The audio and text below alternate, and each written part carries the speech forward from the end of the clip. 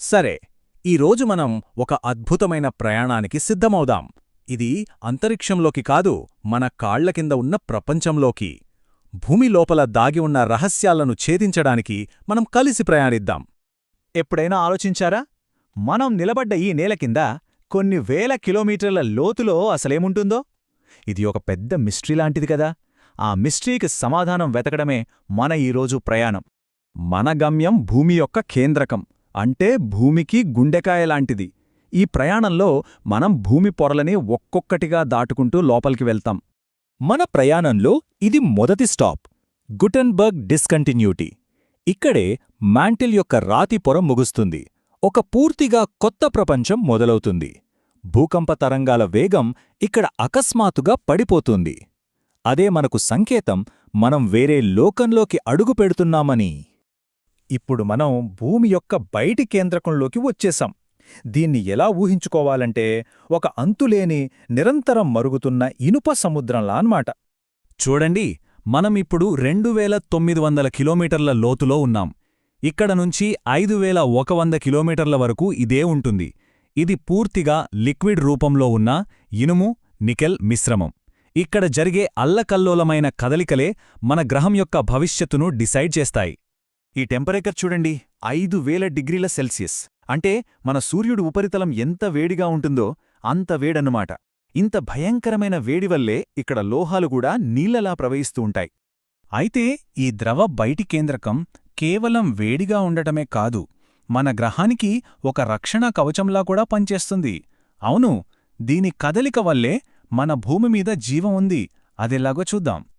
సింపుల్గా చెప్పాలంటే, ఆ ద్రవ లోహం యొక్క కదలిక ఒక భారీ జనరేటర్లాగా పనిచేస్తుంది. అది పవర్ఫుల్ ఎలక్ట్రిక్ కరెంట్స్ని పుట్టిస్తుంది. ఈ కరెంట్సే మన గ్రహం చుట్టూ ఒక అయస్కాంత క్షేత్రాన్ని, అంటే ఒక మ్యాగ్నెటిక్ ఫీల్డ్ని తయారుచేస్తాయి. అదే మనల్ని సూర్యుడి నుంచి వచ్చే హానికరమైన రేడియేషన్ నుండి కాపాడుతుంది. అద్భుతం కదూ? మన ప్రయాణంలో ఇది నెక్స్ట్ టర్నింగ్ పాయింట్. బయట ఉన్న ఆ ద్రవ సముద్రం నుండి మనం గ్రహం యొక్క అత్యంత లోతైన, రహస్యమైన పొరలోకి అడుగు పెడుతున్నాం.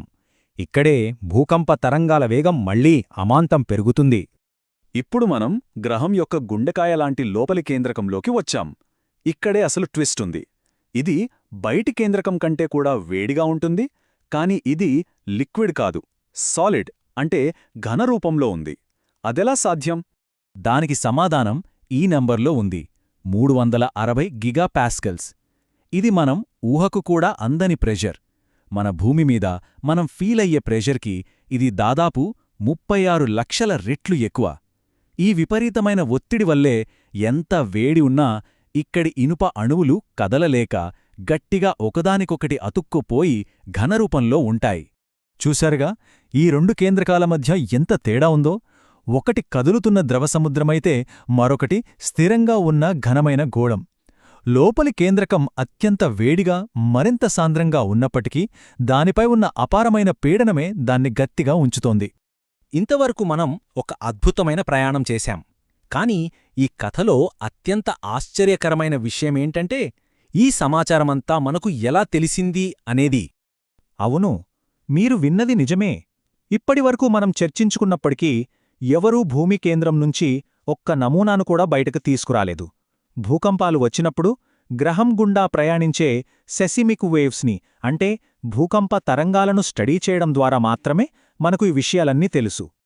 ఒక్కసారి ఆలోచించండి, మనం డైరెక్ట్గా చూడకుండానే కేవలం తరంగాల ప్రవర్తనను విశ్లేషించి మన గ్రహం లోపల ఏముందో ఇంత వివరంగా అర్థం చేసుకోగలిగాం.